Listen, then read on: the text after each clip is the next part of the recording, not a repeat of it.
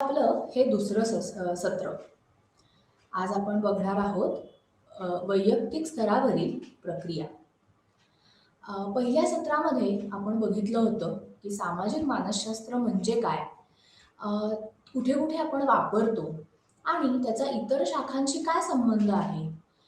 आपण असंही बघितलं, की त्याच्यात 2 खूप महत्त्वाचे सिद्धांत आहेत. तर ते बघितले. आता आज आपण बघणार आहोत, की वैयक्तिक म्हणजे इंडिव्हिज्युअली आपण सामाजिक मानसशास्त्र तर वापरतोच, पण ते कशाप्रकारे वापरतो? त्याच्यामध्ये स्कीमाज असतात, ह्युरिस्टिक्स असतात. तर त्याचा वापर आपण कसा-कसा करतो आणि स्कीमाज आणि ह्युरिस्टिक म्हणजे काय? माणूस हा आपल्या सगळ्यांना माहिती आहे, की हा एक सामाजिक प्राणी आहे. आपल्याला गटांमध्ये राहायला, कुटुंबात राहायला, लोकांमध्ये राहायला आपल्याला खूप आवडतं. आपण विचार करतो, आपल्याला वेगवेगळे अनुभव येतात, आपण कृती करत असतो, की जे स्वतःला, इतरांना, सगळ्यांना खुश ठेवतो. कधी-कधी असंही होतं, की आपल्याला दुःख होतं. पण या सगळ्या गोष्टी आपण का करत असतो? कारण आपल्याला गटांमध्ये राहायला आवडतं. आता असंही होतं, की सामाजिक धारणा यासारख्या नैसर्गिक कार्यात स्वतःला गुंतवून आपण घेतो. सामाजिक स्मृती आणि सामाजिक निर्णय घेणं, ज्यामध्ये ते गुंतलेले आहेत आणि उत्पादनानुसार सामाजिक अनुभूती आहे. सामाजिक अनुभूती म्हणजे काय? तर सोशल कॉग्निशन. तर ही प्रक्रिया म्हणून परिभाषित केली जाते, ज्याद्वारे आम्ही माहितीचा अर्थ लावतो, विश्लेषण करतो, लक्षात ठेवतो आणि वापरतो. आता ह्यात असं होतं, की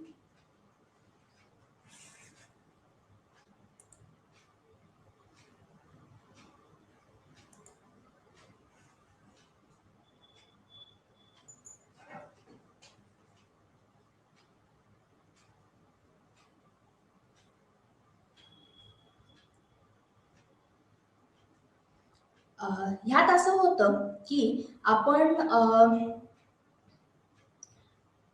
आपण खूपदा असं होतं ना, की आपल्याला काही अनुभव येतात, की जे आपण लक्षात ठेवतो किंवा असंही होतं, की काही वेळेस काहीतरी अनुभव आपल्या खूप चांगले लक्षात राहतात आणि काही अनुभवांमध्ये आपल्याला खूप वाईट अनुभव येतात, की जेही चांगले लक्षात राहतात आणि चांगले अनुभव सुद्धा लक्षात राहतात. तर आता ह्यात असं होतं, की ह्या गोष्टींना किंवा हे अनुभव जे येतात, ह्याला आपण स्कीमाज असं म्हणतो. किंवा याला आपण सोशल कॉग्निशन असं म्हणतो आणि त्यातनं पुढे येणाऱ्या म्हणजे स्कीमास. तर आमचे सामाजिक संवाद मुख्य तत्वे आमच्या अपेक्षांद्वारे निर्देशित केले जातात. परस्पर संवादात सामील असलेल्या लोकांबद्दल, त्यांनी बजावलेल्या भूमिकांबद्दल, त्यांना विशिष्ट परिस्थितीत लोकांच्या वर्तनाचे मार्गदर्शन करणारे नियम, परस्पर संवाद आणि परिस्थितीतील संभाव्य घटना आणि कृतींमध्ये आपण गुंतलेले असतो.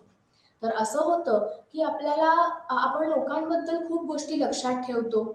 काही अनुभव आपल्या खूप चांगले लक्षात येतात आणि हे झाल्यानंतर आपण त्या गोष्टी लक्षात ठेवून आपण वागत असतो. एखादा अनुभव आपण खूप चांगला लक्षात ठेवतो आणि त्याच प्रकारचा अनुभव आपल्याला परत आला, की आपण तसंच वागतो किंवा तसेच आपण लक्षात ठेवतो. आता अशा अपेक्षा आपल्या पूर्वीच्या अनुभवातून आणि ज्ञानातून निर्माण होतात. लोक, भूमिका, नियम आणि तत्सम प्रकारच्या घटना सामाजिक मा सामाजिक शास्त्रज्ञ त्याला स्कीमा असे म्हणतात. स्कीमाची व्याख्या व्यापक अपेक्षा आणि ज्ञान असलेली संज्ञानात्मक संरचना म्हणून केली जाते. सामाजिक माहितीचे पद्धतशीरपणे आयोजन करण्यात आम्हाला मदत करणारी शाखा म्हणजे स्कीमास. आता स्कीमास विविध प्रकारचे असतात. कधी-कधी असं होतं, की आपण लोकांबद्दल खूप लक्षात ठेवतो. स्वतःबद्दलचे काही अनुभव लक्षात ठेवतो. गटांबद्दलचे काही लक्षात ठेवतो आणि कधी-कधी असं होतं, की आपण सुद्धा काही-काही भूमिका करत असतो किंवा काही-काही भूमिका घेत असतो. तेही आपण खूप चांगल्या प्रकारे लक्षात ठेवतो. आणि काही-काही वेळेस आपण इव्हेंट्स असतात वेगवेगळे, जे आपल्या आयुष्यात चांगले असतील, वाईट असतील, ते इव्हेंट्स आपण लक्षात ठेवतो. तर आता आपण बघणार आहोत की या स्कीमांचे प्रकार कोणकोणते. पहिला म्हणजे व्यक्ती स्कीमा.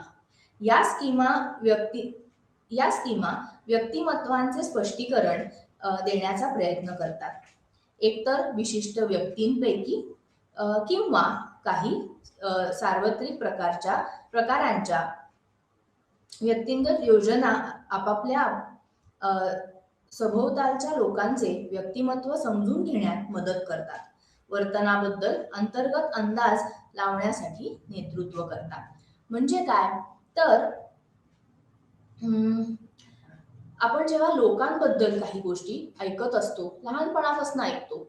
उदाहरणार्थ अ, महात्मा गांधीजी किंवा जे आर डी टाटा, अ, काही खूप मोठ्या व्यक्ती असतात की ज्यांच्याबद्दल आपण गोष्टी ऐकतो.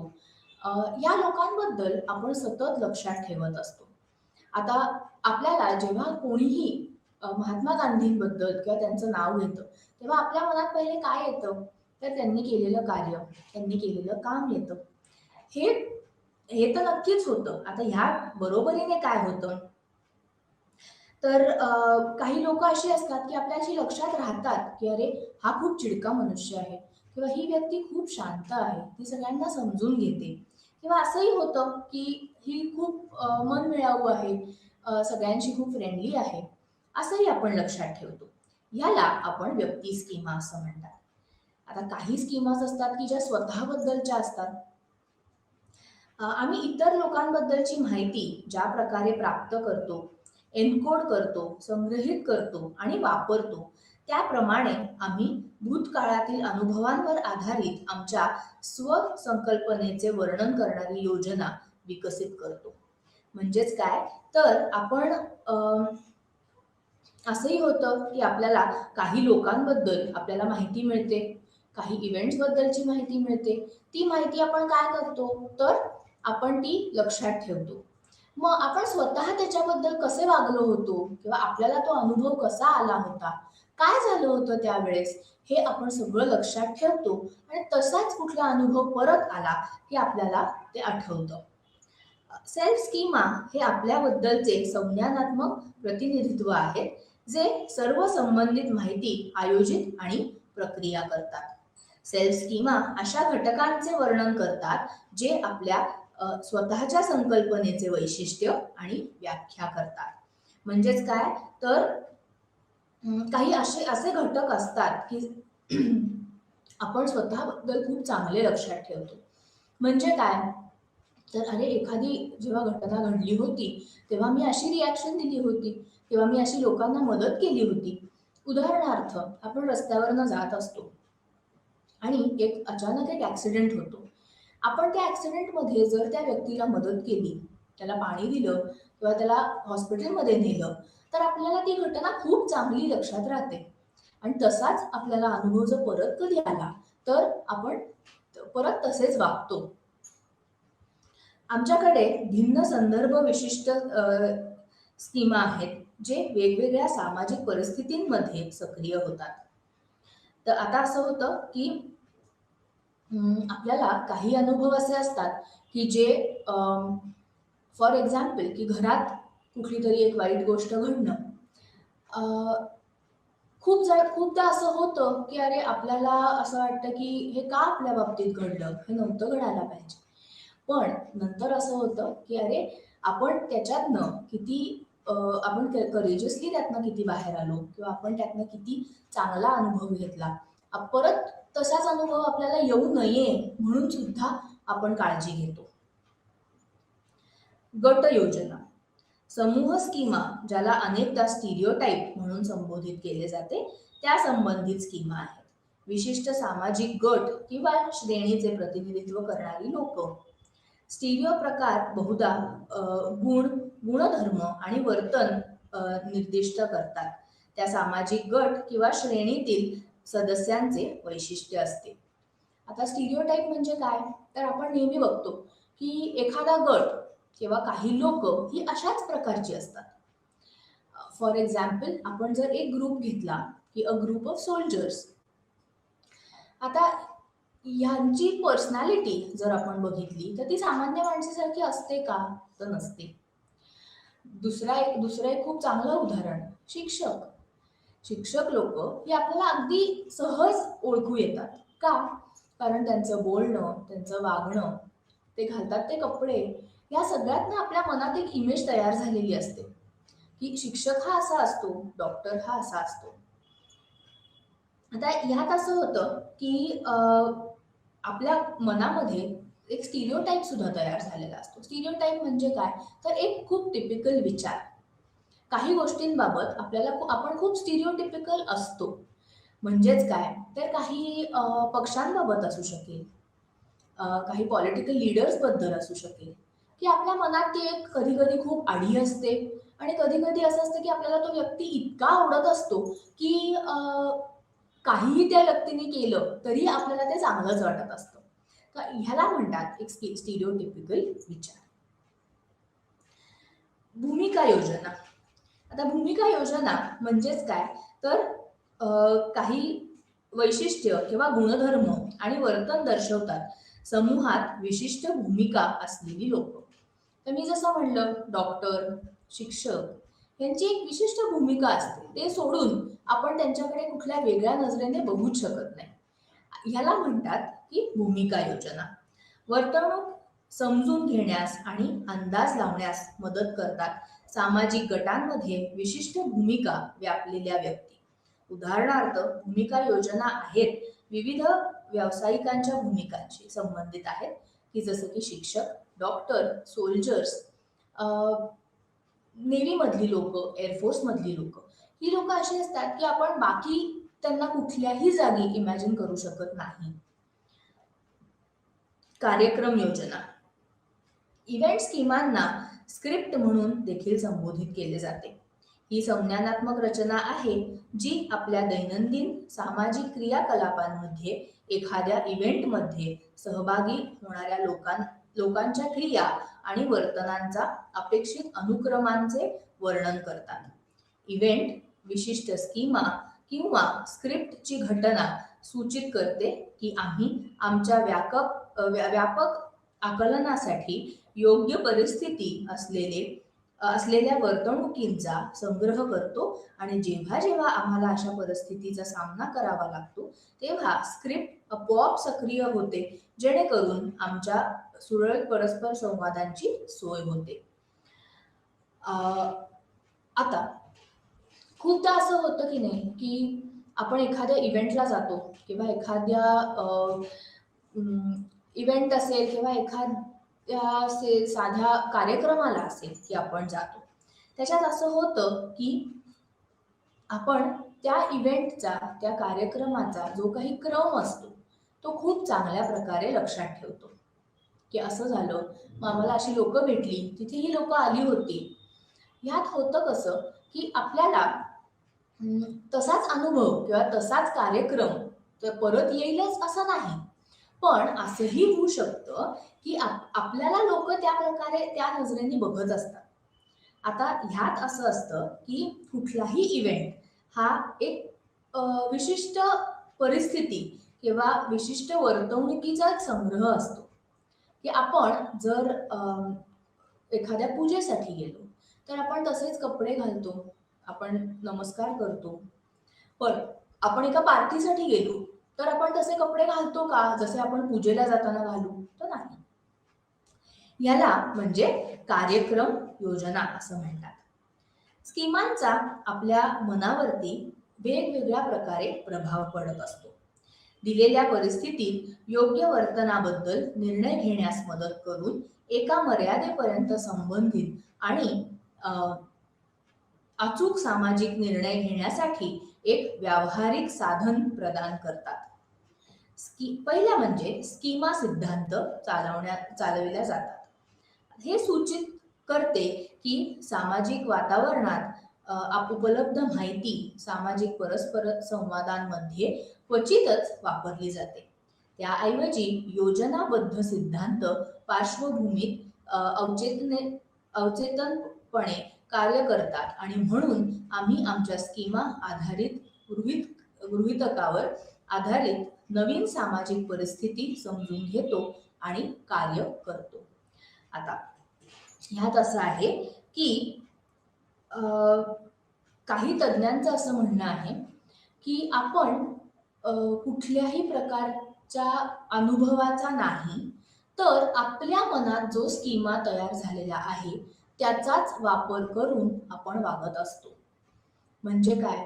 तर मला जर कुठलाही इव्हेंट असेल की जो माझ्यासाठी जर चांगला नसेल किंवा मला त्यातनं अनुभव चांगला आलेला नसेल, तर मला त्या इव्हेंटबद्दल कधीच चांगलं वाटणार नाही. लोकांना भलेही तो इव्हेंट खूप आवडला असेल. एक आपण खूप साधं उदाहरण घेऊयात. आपण जेव्हा गाण्याच्या कार्यक्रमाला जातो, तो लाईव्ह कार्यक्रम असतो. आता त्यात काय होतं, तर आपण गाणी ऐकतो, तो शो बघतो. पण आपल्याला एक आपलं वैयक्तिक मत असतं, की अरे मला हा कार्यक्रम नाही आवडला. किंवा असंही होतं, की मला हा कार्यक्रम खूप आवडला आणि आपल्या बरोबरचे आपल्याला सांगतात, की "छे, मला मुळीच नाही आवडला." हे आता नक्की तो कार्यक्रम चांगला झाला की नाही झाला, हे कोणी जज करू शकतं का? तर नाही करू शकत. त्यामुळे आपल्याला काय करायला लागतं, तर आपल्याला जे वाटतं ते आपण लक्षात ठेवतो. जर त्या गायकाचा आपल्याला कार्यक्रम खूप आवडला असेल, तर पुढच्या वेळेस जेव्हा कार्यक्रम असेल, तेव्हा आपण नक्कीच जातो. पण जर आपल्याला नाही आवडला, तर आपण परत जाऊ का त्या कार्यक्रमाला? तर नाही जाणार. तसंच एखाद्या पदार्थाबद्दल असतं, की म्हणजेच ह्याचा अर्थ काय, तर आपण कुठलीही गोष्ट आपल्याला जे वाटेल, आपल्याला जो अनुभव येईल आणि आपल्याला जो स्कीमा तयार करू, त्या इव्हेंटबद्दल, त्या व्यक्तीबद्दल, गटाबद्दल, तोच आपण पुढे फॉलो करत असतो. स्मृतीवर स्कीमांचा प्रभाव असतो. मानवी स्मरणशक्ती प्रामुख्याने पुनर्रचनात्मक मानली जाते. मेमरीवरील स्कीमांचा प्रभाव सूचित करतो की स्कीमा पुढे ठरवतात की कोणते तपशील लक्षात ठेवले जातील आणि कोणते तपशील विसरले जातील. आपण एखाद्या सामाजिक इव्हेंटबद्दल आठवण्याचा प्रयत्न करतो तेव्हा आपल्याला त्या थरार विसंगत घटनांपेक्षा आपल्या योजनांशी सुसंगत असलेल्या घटना लक्षात ठेवण्याची अधिक शक्यता असते. याचा अर्थ की आपण आपल्या मनामध्ये जे स्कीमास तयार झालेत त्याचा आपल्या मेमरीवरती खूप प्रभाव पडत असतो. आपल्याला अशाच गोष्टी लक्षात राहतात जे इव्हेंट्स आपल्याला लक्षात ठेवण्याची गरज आहे आणि आपल्याला त्याचा आधी अनुभव आलेला आहे. आपण एक एक्झाम्पल घेऊयात की ज्याच्यामध्ये आपण जेव्हा एखादं कॉन्व्हर्सेशन दोन व्यक्तींमधलं तुमचं आणि तुमच्या एका व्यक्तीबद्दल बरोबर एक कॉन्व्हर्सेशन झालं आणि ते जर तुम्हाला तुमच्या मित्राला किंवा मैत्रिणीला सांगायचं असेल, तर आपण काय करतो, आपण ज्या गोष्टी पहिले आपल्याला लक्षात राहिल्या त्या आपण पटापट सांगून टाकतो. पण ज्या गोष्टी आपल्या मनाला पटलेल्या नाहीयेत त्या आपल्या आपोआपच लक्षात राहत नाहीत आणि आपण असं म्हणतो की अरे मी विसरून गेलो की हे आपलं बोलणं झालं होतं. तसं नसतं. तर काय होतं की आपल्याला आपली मेमरी असते तर ती मेमरीज आपल्याला परवानगी देत नाही. म्हणजे काय की रादर आपला जो स्कीमा असतो तो आपल्याला परवानगी देत नाही ती गोष्ट लक्षात ठेवण्यासाठी. त्यामुळे जरीही आपण म्हणलो की मेमरी ही अशी गोष्ट आहे की जी आपल्या प्रत्येक गोष्ट लक्षात ठेवायला आपल्याला मदत करते, तर तसं नसून स्कीमांचा त्याच्यावरती खूप प्रभाव असतो आणि म्हणून आपल्याला काही गोष्टी या खूप लक्षात राहतात आणि काही गोष्टी लक्षात राहायला आपल्याला त्रास होतो. सामाजिक परस्पर संवादातील अनुमानांवर स्कीमांचा प्रभाव असतो. सामान्यतः जेव्हा आपल्याला एखाद्या व्यक्तीबद्दल विशिष्ट माहिती नसते, तेव्हा त्या व्यक्तीची सुसंगत आणि संपूर्ण समज निर्माण करण्यासाठी आम्ही आमच्या स्कीमांशी सुसंगत काही अनुभव काढतो. आपण खूप लोकांना भेटत असतो की ज्यांना आपण व्यक्तिशः ओळखत नसतो. एका मीटिंगमध्ये आपण ठरवतो की हा व्यक्ती असा आहे, हा व्यक्ती तसा आहे. मला तरी असा अनुभव वाटलं बरं का, की हा व्यक्ती असा असा आहे. पण आपण ते कशावरनं बोलतो? तर आपल्याला तशाच बद्दल किंवा तशाच व्यक्ती सारख्या एक वेगळा व्यक्ती भेटलेला असतो, की ज्याच्याबद्दल आपल्याला एक प्रकारचा स्कीमा ऑलरेडी तयार झालेला असतो. आणि म्हणून आपण असं म्हणतो, की हां, हां, बरोबर आहे. तो व्यक्ती ना, तो असाच असणार किंवा ती अशीच असणार आहे. पण आपण हे समजून घेत नाही, की ते करत असताना आपण आपला अनुभव नाही, तर आपण जो स्कीमा आपल्या मनामध्ये तयार झालाय, तर त्याचा वापर आपण करत असतो. सामाजिक निर्णयांवर स्कीमांचा खूप प्रभाव असतो. अनेक स्कीमा, विशेषतः व्यक्ती स्कीमा, संज्ञानात्मक संरचनांचे प्रतिनिधित्व करतात, जे आमचे मूल्यमापन, निर्णय आणि आमच्या सामाजिक वातावरणातील लोक आणि घटनांबद्दल भावनिक अभिमुखता दर्शवतात. म्हणून जेव्हा एखादी विशिष्ट योजना सक्रिय केली जाते, तेव्हा ती आपल्याला चांगल्या वाईट, सामान्य असामान्य, सकारात्मक नकारात्मक इत्यादी श्रेणींमध्ये संबंधित सामाजिक उत्तेजन पाहण्यास प्रवृत्त करते आणि परिणामी ते आपल्या मूल्यमापनांशी सुसंगत भावना प्रकर्षाने प्रकट करतात. कधी कधी असं होतं की आपण जेव्हा लोकांशी बोलत असतो किंवा आपण खूप लोकांना भेटत असतो. आता त्यात असं होतं की आपण एखादी कुठलीही विशिष्ट योजना असेल की जी सक्रिय केलेली असेल, त्यात चांगले वाईट अनुभव येतात, सामान्य असामान्य असतात किंवा कधी कधी असं होतं की काही आपल्याला सकारात्मक वाटतात, काही नकारात्मक वाटतात. पण आपण असा विचार करतो का, की मला स्वतःला जे वाटतंय किंवा मला स्वतःला जे करायचंय ते मी करीन किंवा ते ते मला जास्त करायला आवडेल असं आपण कधी म्हणतो का? तर नाही. का नाही म्हणत? कारण आपल्या मनामध्ये जो एक स्कीमा तयार झालेला असतो, दॅट इज आपल्याला तो अलाउ करत नाही एखादी कुठलीही गोष्ट करताना. आता ह्याचं आपण एक चांगलं उदाहरण जर घेतलं तर लहानपणी जर पोहताना तुम्हाला कोणीतरी पाण्यामध्ये ढकलून दिलं असेल, तुम्हाला कधीतरी शिकावंसं वाटेल का? पोहायला शिकावंसं वाटेल का? तर नाही वाटणार. का नाही वाटणार? कारण तुम्हाला अनुभवच तो तसा आलाय. कितीही वाटू देत की पाणी खूप छान असतं, पोहल्यानंतर खूप चांगला व्यायाम होतो, उंची वाढते, सगळं सगळं आपल्याला लोक सांगत असतात. पण आपल्याला ती गोष्ट करावी अशी वाटेल का? तर नाही वाटत. आता ह्यात कसं होतं की सामाजिक निर्णय, आता ह्याच्यात असं असतं की लोक खूप निर्णय घेत असतात, की लोक खूप काय काय बोलत असतात की अरे असंच शिकतात, चालतं, थोडं कोणीतरी ढकलतंच, कधीतरी आपण बुडतोच. पण बुडतो हा शब्द ऐकल्यानंतर आपल्याला वाटेल का शिकावं असं? तर नाही वाटणार. म्हणून स्कीमांचा आपल्यावरती खूप प्रभाव का पडतो? तर तो ह्या कारणासाठी, की आपल्याला काही गोष्टी करण्यापासून ते स्कीमास थांबवतात सुद्धा. आणि जरी ती गोष्ट चांगली असेल, ती आपल्यासाठी चांगली असेल. आता पोहायला शिकणं हे खरोखर तर सगळ्यांनी शिकलं पाहिजे. पण असं का बरं होतं, की काही जण नाही तर नाहीच शिकत पोहायला. किंवा कधी-कधी असं होतं, की आपल्यामध्ये एक फोबिया तयार होतो. भीती तयार होते. ती कशामुळे होते? तर ती ह्याच कारणांमुळे, की जे स्कीमास तयार झालेले असतात, ते आपल्याला अलाउ करत नाहीत ती गोष्ट करण्यासाठी. स्कीमा एकात्मिक आणि निसर्गात स्थिर आहेत. स्कीमा विशिष्ट सामाजिक परिस्थितींमध्ये आमच्या अनुभवांसह विकसित आणि मजबूत केल्या जातात आणि पुढे ते संबंधित घटकांच्या एकात्मिक संरचनांच्या स्वरूपात संग्रहित केले जातात.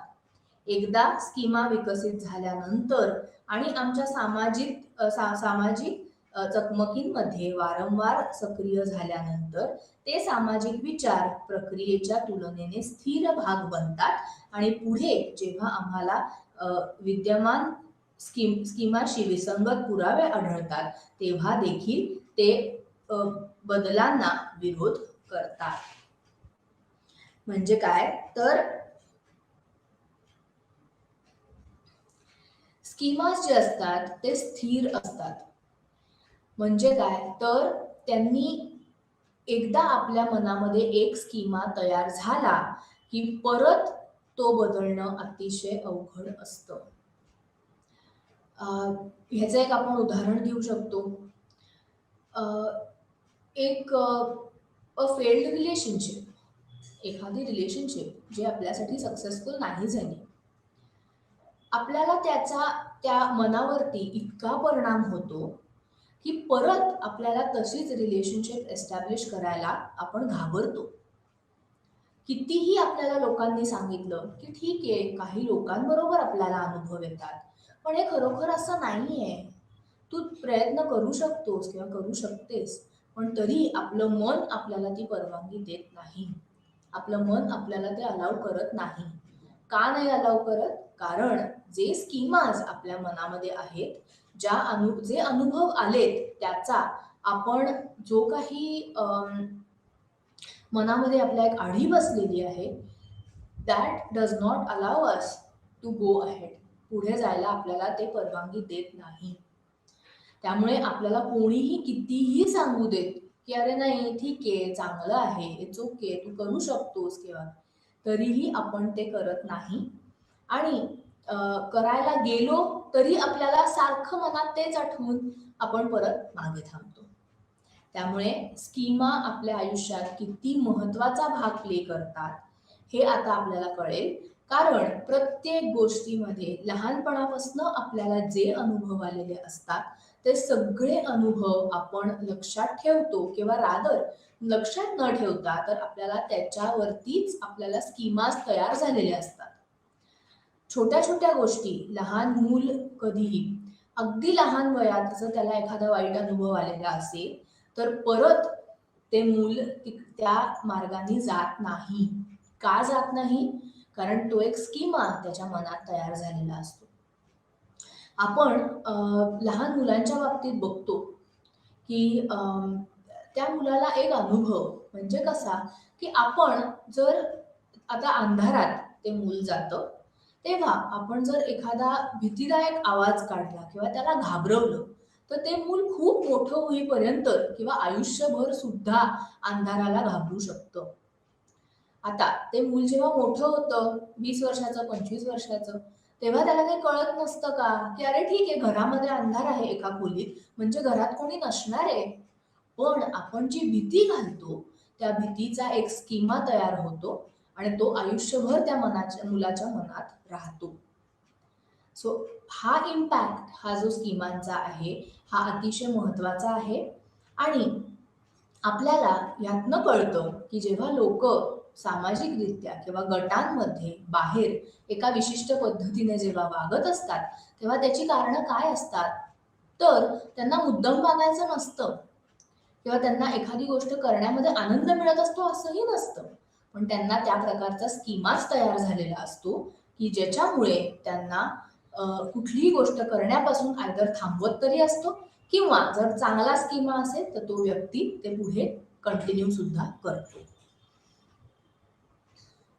आता स्कीमांनंतर एक प्रत्येक मनुष्य जो असतो ना तो काही मेंटल ह्युरिस्टिक्स वापरत असतो. म्हणजे काय की शॉर्टकट्स वापरत असतो. ह्युरिस्टिक हा मानसिक शॉर्टकटचा एक प्रकार आहे. ही सर्वात प्रमुख रणनीती आहे ज्यामध्ये आपण सोपे नियम वापरून स्वयंचलित, जलद, उत्स्फूर्त आणि सहजतेने जटिल निर्णय घेत असतो. एका विशिष्ट वेळी अनेक योजना आमच्यासाठी उपलब्ध आहेत ज्या आमच्या सामाजिक परस्पर संवादांना मार्गदर्शन करू शकतात. आमच्या सामाजिक संवादांना मार्गदर्शन करण्यासाठी विशिष्ट स्कीमा निवडण्यासाठी आम्ही ह्युरिस्टिक्सचा विचार करतो किंवा ह्युरिस्टिक्स वापरतो. ह्युरिस्टिक म्हणजे काय तर मेंटल शॉर्टकट्स. म्हणजे जी गोष्ट ज्याचा स्कीमा खूप इझिली तयार झालाय ती गोष्ट पहिले आपल्या मनात पॉपअप होते. आता हे ह्युरिस्टिक किंवा हे शॉर्टकट्स आपण कुठे कुठे वापरतो, तर त्याचे वेगवेगळे काही प्रकार आहेत. उपलब्धता ह्युरिस्टिक. काही स्कीमा आमच्या सामाजिक परस्पर संवादांमध्ये इतरांपेक्षा जास्त वेळा वापरल्या जातात. आमच्या सामाजिक संवादांचे मार्गदर्शन करण्यासाठी सर्वात अलीकडे वापरण्यात आलेली स्कीमा आमच्यासाठी अधिक सहज उपलब्ध असते. हे प्रस्तावित करण्यात आले होते की पुनर्प्राप्ती करणे सोपे आहे, हे ह्युरिस्टिक सहजपणे लक्षात ठेवले जाते. त्यांनी असा युक्तिवाद केला की लक्षात ठेवण्यास सोपे असलेल्या उदाहरणांशी सुसंगत योजना अधिक सहज उपलब्ध आहेत आणि म्हणून आपल्या सामाजिक विचारांमध्ये त्या वापरल्या जातात.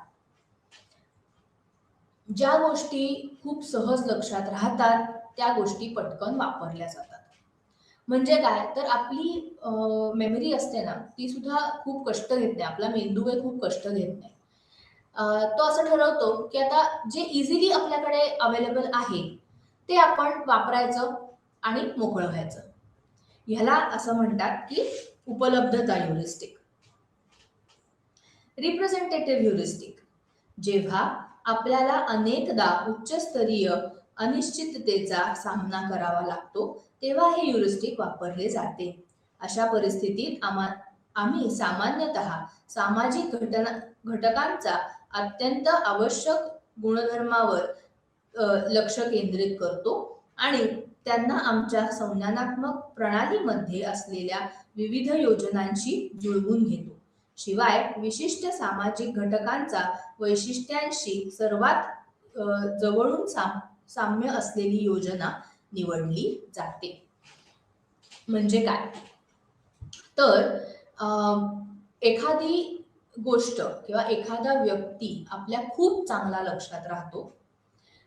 ती व्यक्ती जे आपल्याला बोलते, जे आपल्याला करायला सांगते ते आपल्या खूप चांगलं लक्षात राहतं. का, तर आपल्याला ती व्यक्तीच खूप आवडलेली असते.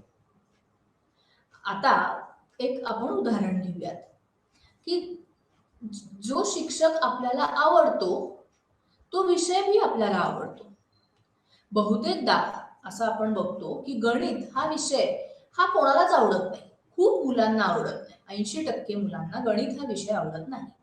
तो का नाही आवडत, तो विषय वाईट आहे म्हणून नाही, तर तो ज्या प्रकारे शिकवला जातो ती पद्धत आवडत नाही. म्हणून आपल्याला काय होतं की तो शिक्षक जो असतो ना तो त्या विषयाचा रिप्रेझेंटेटिव्ह असतो. कुठलाही विषय असेल, आपल्याला तो जर नाही पटला नाही तर ही व्यक्ती आपल्याला आवडली आहे, ही इझिली अवेलेबल आहे, म्हणून तेच वापरून पुढे आपण तोच स्कीमा तयार करून आपण ते वापरतो. पुढचं अँकरिंग आणि ऍडजस्टमेंट ह्युरिस्टिक. अशा परिस्थितीत जेव्हा आपल्याला सामाजिक निर्णय घेणे आवश्यक असते किंवा ज्या सामाजिक विषयावर आपल्याला कौशल्य नाही अशा विषयावर आपले मत व्यक्त करणे आवश्यक असते, तेव्हा आपण सामान्यतः काहीशा कार्यक्षम संकेताच्या आधारे अंदाज लावण्याचा प्रयत्न करतो. हा क्यू प्रारंभिक बिंदू किंवा अँकर म्हणून कार्य करतो आणि पुढे आम्ही आमच्या अंतिम निर्णयापर्यंत पोहोचण्यासाठी प्रारंभिक बिंदूमध्ये बदल आणि समायोजन करत असतो. तुम्ही खूपदा बघितलं असेल की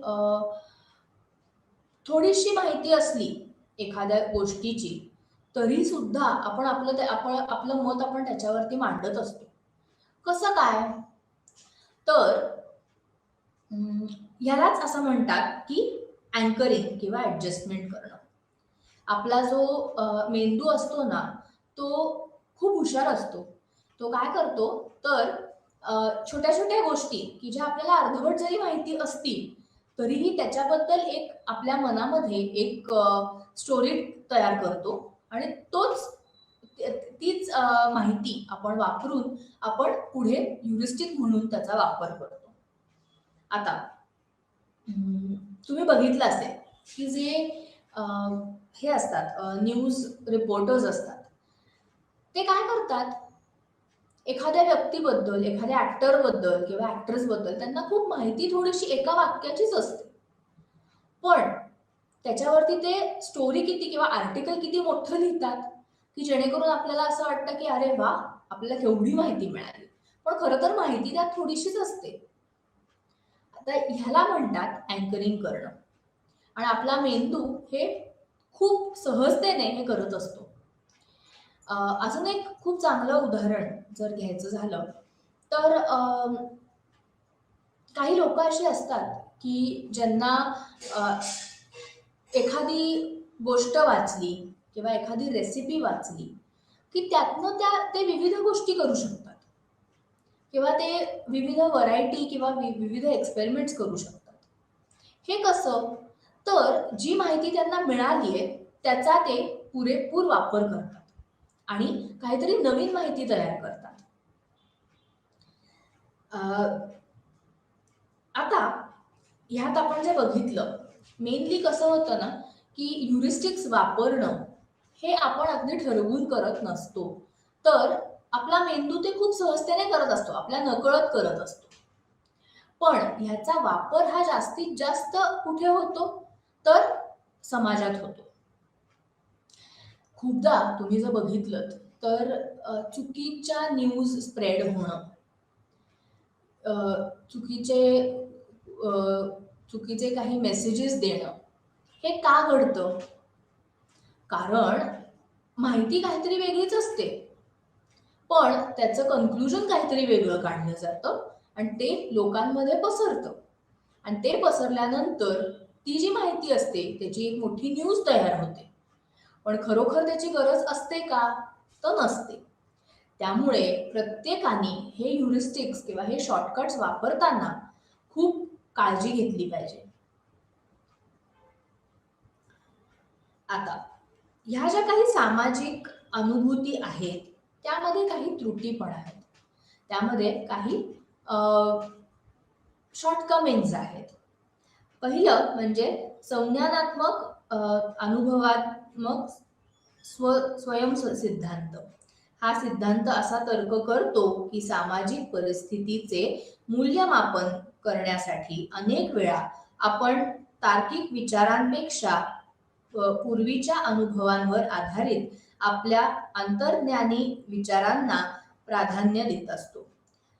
म्हणजे काय, तर उदाहरण सांगते. आपण परीक्षेला जातो आणि आपण एका पेनाने लिहितो तो पेपर. त्या पेपरमध्ये आपल्याला खूप चांगले मार्क मिळतात आणि म्हणून आपल्याला असं वाटतं की आता प्रत्येक पेपर आपण त्याच पेनाने लिहिला की आपल्याला खूप चांगले मार्क मिळणार आहेत.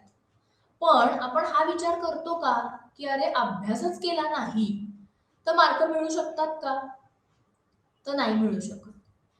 त्यामुळे हा जो सिद्धांत सांगतो की कॉग्निटिव्ह कुठलाही विचार, कॉग्निशन म्हणजे काय, तर विचार करणं, निर्णय घेणं, याला आपण कॉग्निशन असं म्हणतो, जे आपला मेंदू करत असतो. कधी कधी असं होतं की मेंदू ते सगळं बाजूला ठेवतो आणि ह्या काही गोष्टींवरती आपल्याला ह्या काही गोष्टींवरून आपल्याला निर्णय घ्यायला भाग पाडतो. खूप वेळा आपल्याला असं असतं की मी एखाद्या कलरचा ड्रेस घातला की मी लकी ठरतो.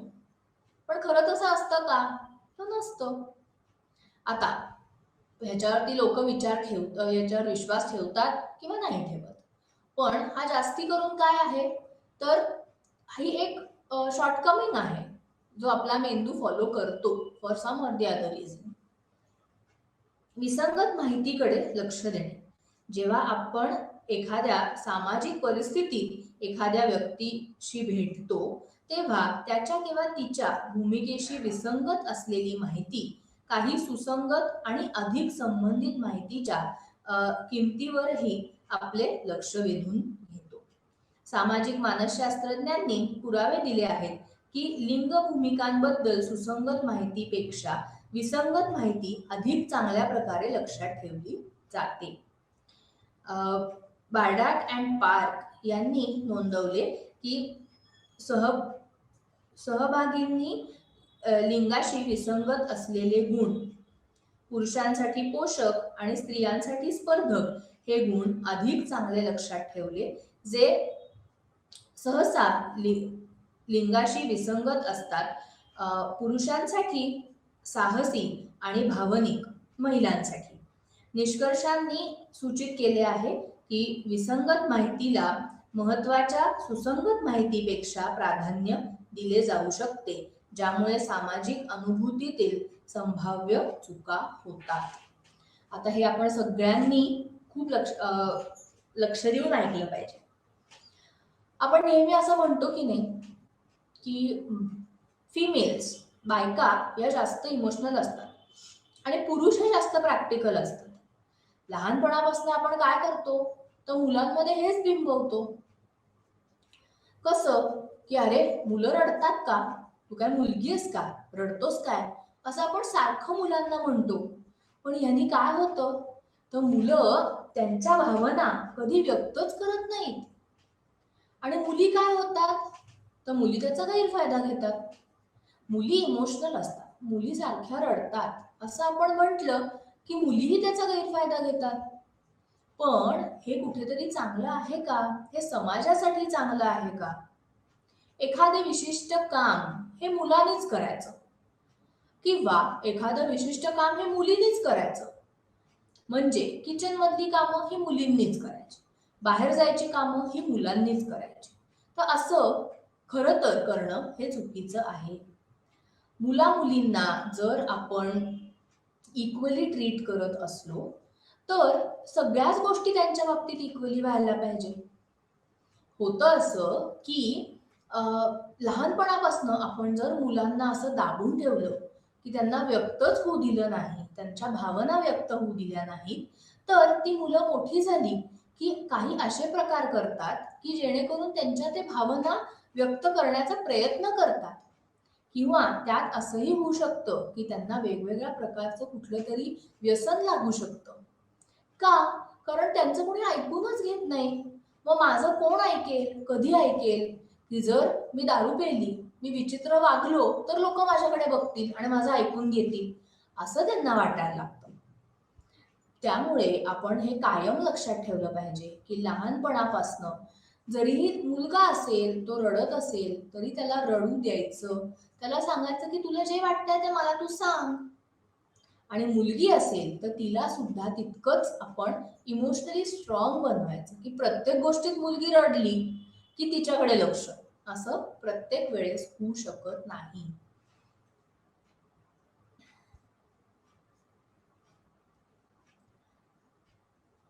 नकारात्मक पूर्वाग्रह. नकारात्मक पूर्वाग्रह या कल्पनेला सूचित करते की समान तीव्रता असतानाही सकारात्मक माहितीच्या तुलनेत नकारात्मक सामाजिक माहिती आणि घटकांना म्हणजे घटना, वस्तू, वैयक्तिक वैशिष्ट्ये इत्यादी जास्त वजन देण्याची प्रवृत्ती मनुष्याची असते. जेव्हा गुण त्यांच्या सकारात्मकतेच्या आणि नकारात्मकतेच्या बाबतीत भिन्न असतात तेव्हा नकारात्मक गुणधर्मांचा अंतिम छापावर विषम परिणाम होतो. आपण हे खूप बघतो. कुठे कुठे बघतो तर पॉलिटिक्स मध्ये बघतो का, बघतो ना. जो लीडर असतो त्यांनी वाईट काय केलंय हे सर्वात जास्त हायलाइट होतं.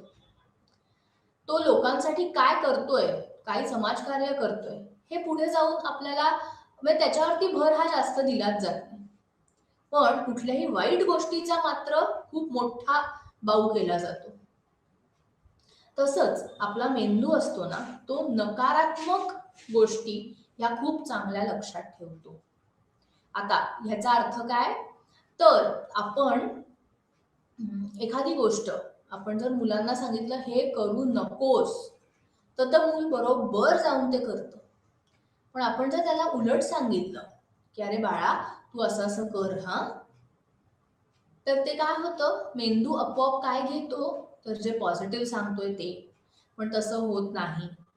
तू असं केलं नाहीस तर तुला असं होईल, हे आपण नेहमी सांगतो. म्हणजे त्या मुलाच्या मनात काय बसतं किंवा त्या मेंदू त्याचा काय ग्रास्प करतो, की अरे हा, म्हणजे मी हे केलं नाही तर हे मिळणार आहे ना आपल्याला, म्हणजे मी केलं तर काय होणार आहे, तर नाही मिळणार आहे आपल्याला. पण असा उलटा विचार मेंदू करत नाही. त्यामुळे समाजात सुद्धा जे काही निगेटिव्ह असतं ते आपल्या पहिले लक्षात राहतं. आता उदाहरणार्थ, दोन मित्रांमधली भांडणं झाली, तर त्या मित्रांना पहिले काय आठवतं, तर अरे हा मुलगाच असा आहे, जाऊ दे, मागे पण असंच झालं होतं, तो असाच भांडला होता, तो असाच शिवीगाळ त्याने केला होता. पण त्यांना, त्या मुलांना हे लक्षात येतं का, की अरे नाही, तो मुलगा चांगला सुद्धा आहे, त्यांनी ह्या 4 चांगल्याही गोष्टी केलेल्या आहेत, हे लक्षात राहतं का, तर नाही राहत. आणि हा एक खूप मोठा ड्रॉबॅक आहे. नियोजनातील त्रुटी. एखादे कार्य पूर्ण करण्यासाठी आपण किती वेळ घेणार आहोत हे ठरवत असताना आपण अनेकदा आवश्यक असलेल्या वेळेला कमी लेखतो आणि अंमलबजावणीच्या वेळी आपण स्वतःसाठी नेमून दिलेल्या कालावधीत ओव्हरशूट करतो. त्याला प्लॅनिंग फॉलिसी असं म्हणतात. याचे कारण असे की सुरुवातीला आवश्यक असलेल्या वेळेबद्दल निर्णय घेत असताना आपण भूतकाळात एखादे कार्य पूर्ण करण्यासाठी घेतलेल्या वेळेवर लक्ष केंद्रित करण्याऐवजी भविष्यात घडणाऱ्या घटना किंवा कृतींवर लक्ष केंद्रित करतो. ही प्रवृत्ती आपल्याला आवश्यक वेळेचा वास्तववादी अंदाज करण्यास परवानगी देत नाही. शिवाय सुरुवातीच्या निर्णयाच्या वेळी एखाद्याला भूतकाळातील जास्त वेळेची आठवण करून दिली असली तरी वेळेत काम पूर्ण करण्यासाठी स्वतःच्या क्षमतेपेक्षा विलंब ही सहसा काही बाह्य घटकांना कारणीभूत ठरते. आता काय होतं खूपदा, की एखाद्या आपल्याला आपल्या घरी पाहुणे येणार आहेत आणि आपल्याला खूप स्वयंपाक करायचा आहे. 15-20 लोक आपल्याकडे घरी जेवायला येणार आहेत आणि आपल्याला खूप स्वयंपाक करायचा आहे. आपण काय करतो, आपल्याला जो मिळालेला वेळ आहे त्याच्याबद्दल आपण असा विचार करायला लागतो, की अरे बापरे, नाही नाही, आपल्याला हा वेळ पुरणारच नाहीये, हे नाहीच होऊ शकत या वेळेमध्ये, कसं शक्य आहे. किंवा आपल्याला एका ठिकाणी पोचायचंय आणि आपल्याला काहीतरी प्रॉब्लेम आला, निघायला उशीर झाला, तर पहिला विचार काय येतो, हे नाही शक्य आपल्याला, हे अर्ध्या तासात ते आपण पोचतो का. मागचा माझा अनुभव असा सांगतो की तिथे ट्रॅफिक हा लागतोच लागतो, नाहीच पोचू शकणार आपण.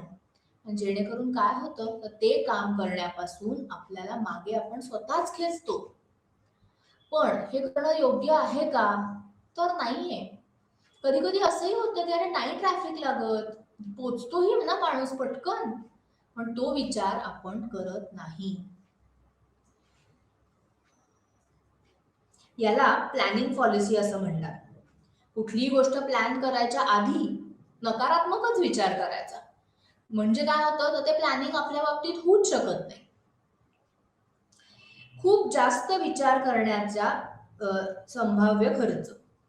बऱ्याच प्रसंगी आपण जास्त काळजीपूर्वक विचार करतो, ज्यामुळे गोंधळ, निराशा आणि चुकीचा निर्णय हा होत असतो.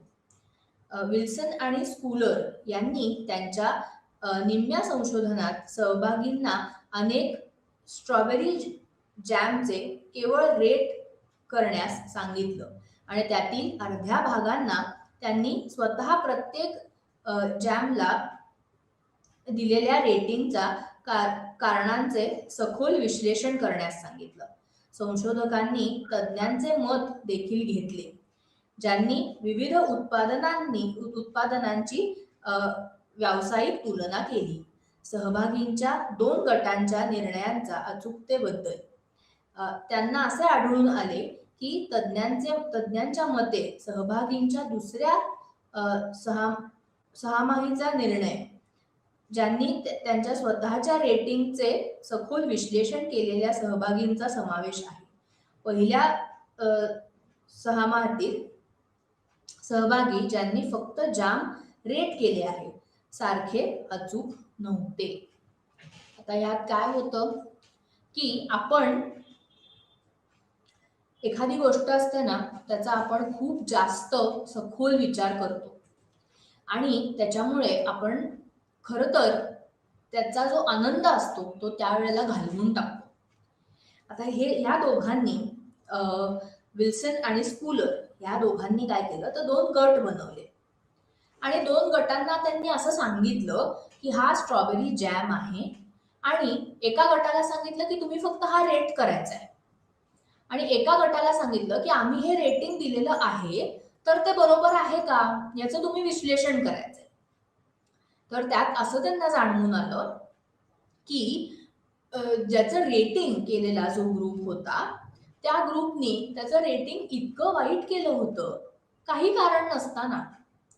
ह्याचं कारण काय? तर आपण प्रत्येक वेळेस असं करतो, की कुठलीही गोष्ट आपल्याला करायची असेल, तर आपण अ, ती कायम खूप निगेटिव्हलीच बघतो. जेणेकरून आपल्याला त्याचा गोंधळ हा जास्त होतो. आता प्रत्येक वेळेस असं करायची गरज नसते. असं होतं, की अरे आपल्याला खूपदा असं असतं, की एखादी गोष्ट किंवा एखादा अनुभव आपल्याला समोर येतो, एखादा इव्हेंट येतो आणि अ, आपण त्याच्याबद्दल जर सारखे निगेटिव्हच विचार करत राहिलो, तर अ, आपल्याला कधीतरी तो इव्हेंट अटेंड करता येईल का? किंवा त्या इव्हेंटचा आनंद घेता येईल का? तर नाही येणार. आता ह्यांनी काय केलं, की जो ग्रुप होता, की ज्याला विश्लेषण करायला सांगितलं होतं, त्या रेटिंगचं, त्यांनी ते विश्लेषण करताना सुद्धा काही निगेटिव्हच ट्रेट्स वापरलेत. असं का? म्हणजे की सपोज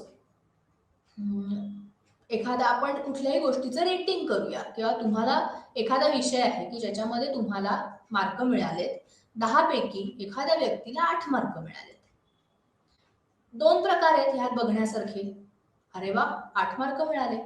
आणि दुसरा विचार काय? 2 मार्क कुठे गेले? म्हणजे काय? तर जास्त लक्ष कशाकडे? तर जे 2 मार्क गेलेत त्याच्याकडे. एका बाजूनी हो, तसं करणंही योग्य आहे. म्हणजे काय? की पुढच्या वेळेस ते 2 मार्क जाणार नाहीत.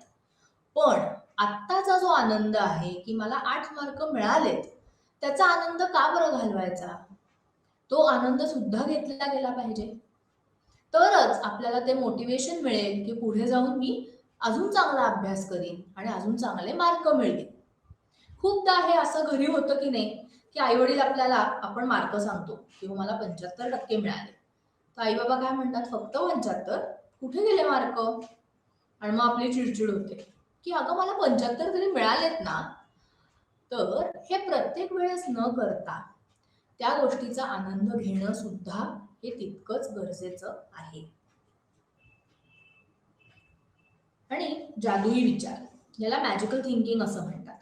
जादुई विचार हा एक प्रकारचा विचार आहे, ज्यामध्ये अतार्किक गृहीतकांचा समावेश असतो.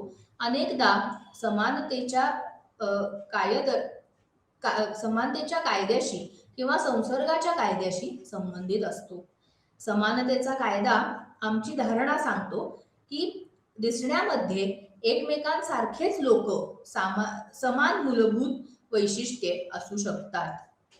उदाहरणार्थ, काही मुलांना सरड्याच्या आकाराचं बिस्किट खायला आवडणार नाही. संसर्गाचा नियम हा असा अ, विश्वास आहे, की जेव्हा 2 व्यक्ती किंवा वस्तू एकमेकांच्या संपर्कात येतात, तेव्हा ते त्यांचे गुणधर्म एकमेकांना देतात आणि संपर्क संपल्यानंतरही असा प्रभाव बराच काळ टिकतो. उदाहरणार्थ, एच-आय-व्ही रुग्णाने वापरलेला कोट ड्रायक्लीन केल्यानंतरही तो घालणे एखाद्याला आवडणार नाही. आता मॅजिकल थिंकिंग म्हणतात, पण खरंच ते मॅजिकल आहे का? तर ह्याच्यातनं आपल्याला कळेल, की आपण जेव्हा खातो, आपण हॉटेलमध्ये जातो, तेव्हा काय होतं? की एखादी डिश जी असते की नाही, ती इतकी छान प्रेझेंट केलेली असते. म्हणजे काय? तर आपल्याला खावंसं वाटेल. तेच आपण जेव्हा घरी जेवतो, तेव्हा आपल्याला जर वाटेल तसं ताट वाढलं, तर आपल्याला जेवावसं वाटेल का? नाही वाटणार.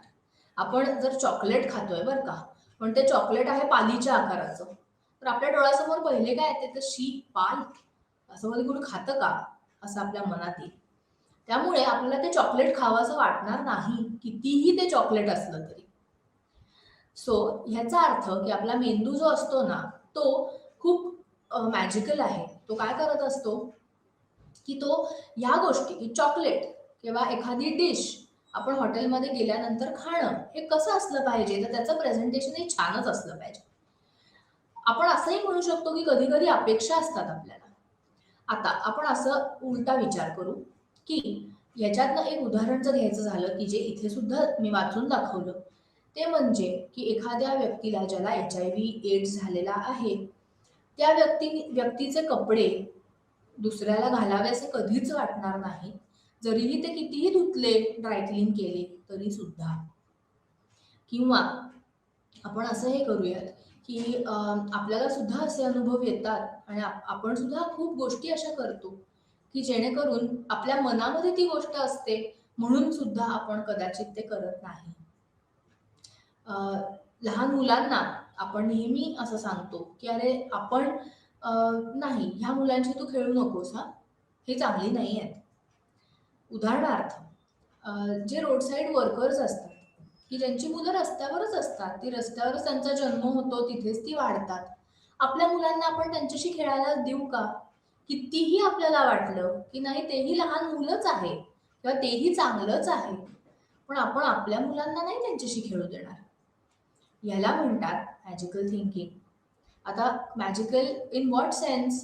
तर आपला मेंदू जो असतो ना, तो ह्या काही गोष्टी इतक्या अ, इतक्या आपण असं म्हणू की कन्स्ट्रक्टिव्हली लक्षात ठेवतो की आपल्याला आपला मेंदूच परवानगी देत नाही ती गोष्ट करण्यासाठी.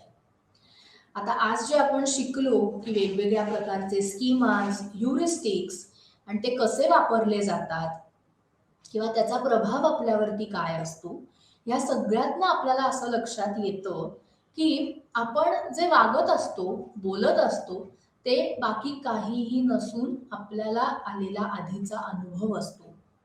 आता हा अनुभव हा कुठे लक्षात येतो किंवा कुठे आपण वापरतो हे आपल्याला कळत सुद्धा नाही. पण अ, ज्या व्यक्तीला आपण असं मग बघत असतो, आपल्या रोजच्या आयुष्यात बघत असतो की ज्या व्यक्तीला लहानपणी पाण्याची भीती वाटलेली असते, त्या व्यक्तीला आत्ता सुद्धा त्याची भीतीच वाटते. ज्या व्यक्तीनी एखादी गोष्ट खूप आयुष्यात एन्जॉय केलेली असते, त्या व्यक्तीला ती गोष्ट कायम एन्जॉयमेंटच वाटते. पण त्याचा अर्थ असा नाही की ती दुसऱ्या व्यक्तीलाही तशीच वाटेल. त्याचं कारण असं आहे की आपण आपल्या मनामध्ये असणारे स्कीमाज जे तयार झालेले असतात, ते अनुभवातनंच तयार होतात. ते आपण सतत वापरतो. मेंटल शॉर्टकट्स आपण वापरत असतो. जे मेंटल शॉर्टकट्स म्हणजे ह्युरिस्टिक्स, की जे आपण सतत वापरत असतो. आणि काही गोष्टी जसं की मॅजिकल थिंकिंग झालं किंवा आधीचे कुठल्याही प्रकारचे म्हणजे स्वतःबद्दल किंवा आपण ज्याला प्लॅनिंग पॉलिसी असं म्हणतो, ते झालं. ह्या सगळ्या गोष्टी ह्या आपण जन्मापासनाच्या अनुभवातनं करत असतो, शिकत असतो आणि त्याचाच आपण वापर हा आपल्या रोजच्या आयुष्यात करत असतो. त्यामुळे लहानपणापासनं मी मागच्या सेशनमध्ये सुद्धा हेच बोलले की जेव्हा मूल जन्माला येतं तेव्हापासनं त्याला येणारे अनुभव हे अतिशय महत्त्वाचे असतात. म्हणून लहान बाळांना जपणं हे खूप खूप महत्त्वाचं. का? कारण प्रत्येक वेळेस आपण हे करणं, हे म्हणजे प्रत्येक वेळेस त्याला जो येणारा अनुभव असतो तो फॉलो करणं आणि ते मूल कसं लक्षात ठेवेल हे आपण सांगू शकत नाही. त्यामुळे मुलांशी बोलणं, मुलांना चांगले अनुभव देणं, लहानपणापासनं त्यांच्या मनावरती कुठल्याही प्रकारचा निगेटिव्ह परिणाम न होऊ देणं, हे आपल्या हातात असतं. जेणेकरून ते मूल पुढे जाऊन समाजामध्ये एक चांगला व्यक्ती, की लोक ज्याच्याकडे बघतील, ज्याला फॉलो करतील, असा व्यक्ती तयार होतो. आजचं आपलं सेशन हे एवढंच. पुढचं सेशन हे आता पुढच्या बिहेवियरल 2 सेशन असेल. धन्यवाद.